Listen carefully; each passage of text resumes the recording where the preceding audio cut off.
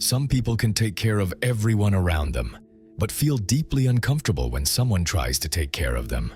They handle stress alone, apologize too much, overthink simple decisions, and act like needing anything from anyone is somehow wrong.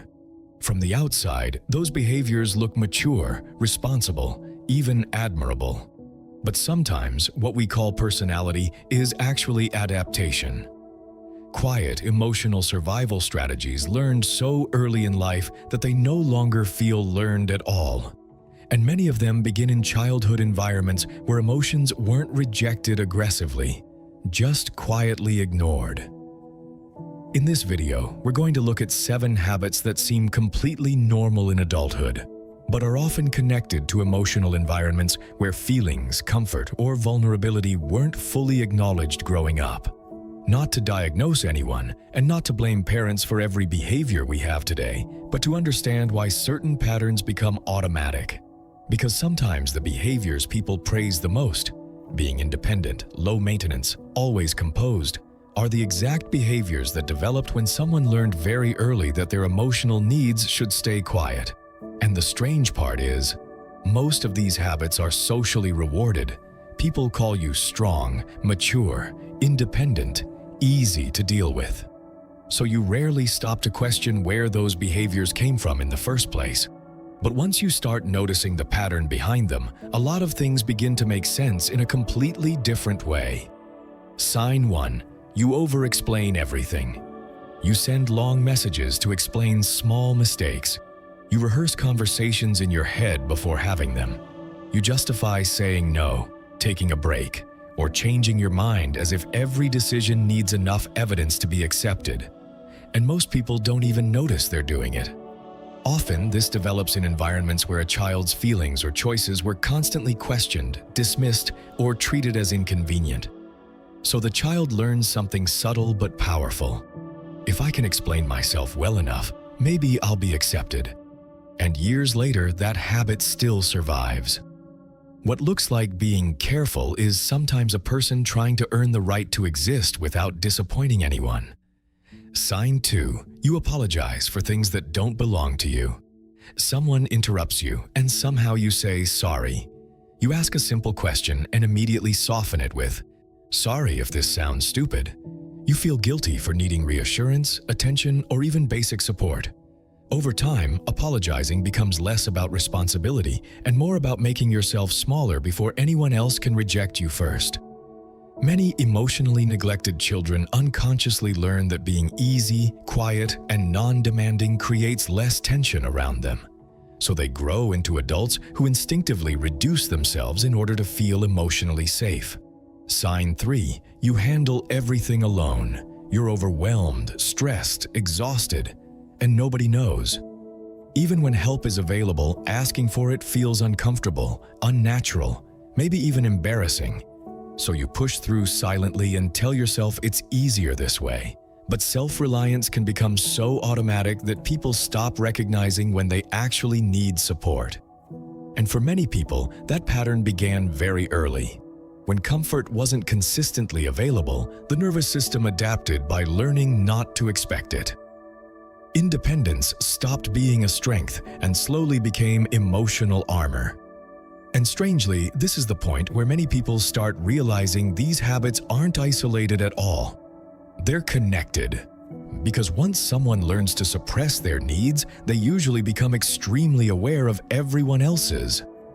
Sign 4. You can read a room almost instantly. Within seconds, you notice tension in someone's voice, a shift in facial expression, a change in mood that nobody else seems to catch. You automatically adjust yourself depending on who's around you. Different personality for different people, different tone, different energy. From the outside, this looks like emotional intelligence. And sometimes it is. But for many people, it began as hyper-awareness developed in emotionally unpredictable environments. When a child grows up around moods they have to monitor carefully, their brain becomes trained to scan for emotional danger before it appears. So adulthood becomes a constant process of adapting before conflict even begins. Sign 5. you struggle to identify what you actually feel. Someone asks how you're doing, and your honest answer is, "I don't know." You can feel pressure in your chest, emotional exhaustion, irritation, heaviness. But turning those sensations into clear emotions feels strangely difficult. This often happens when emotional experiences weren't acknowledged enough during childhood. A child learns emotions through reflection, someone noticing them, naming them, helping them process what they're feeling. But when emotions are ignored, minimized, or avoided, the child may grow up deeply emotional internally while having almost no language for what's happening inside them. Sign 6. You constantly doubt your own judgment. Even after making a decision, you keep revisiting it. You ask multiple people for reassurance. You second-guess things you already know. And sometimes you distrust yourself even when your instincts are right. This can happen when a child repeatedly experiences emotional invalidation. They feel hurt and are told they're too sensitive. They feel uncomfortable and are told they're overreacting. After enough of those experiences, the brain slowly learns something dangerous. My internal reality cannot be trusted. So the adult becomes disconnected from their own intuition and begins relying more on external confirmation than inner certainty.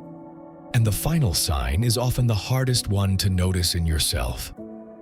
Sign 7. You disappear when you need help the most. You're there for everyone else.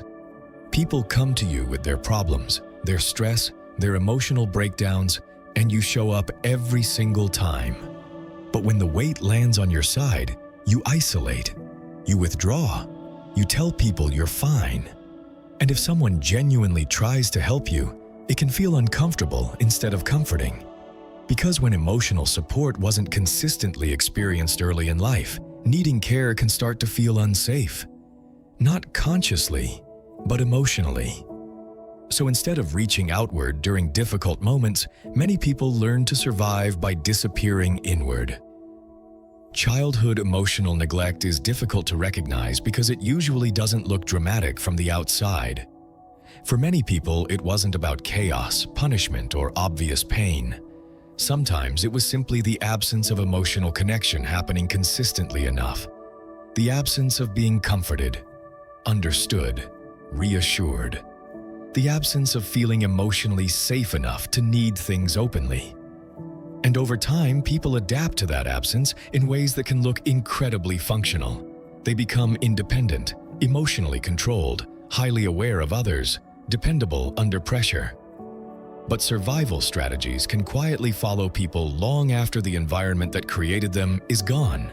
And recognizing those patterns isn't about blaming yourself or rewriting your entire past. Sometimes it's just about finally understanding why certain parts of you developed the way they did.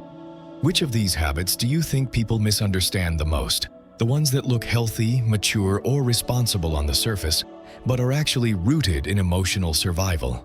Let me know in the comments. And if you enjoy psychology that explains everyday human behavior in a deeper and more honest way, subscribe to the channel. There's a lot about human behavior that people experience every day, but almost nobody ever explains.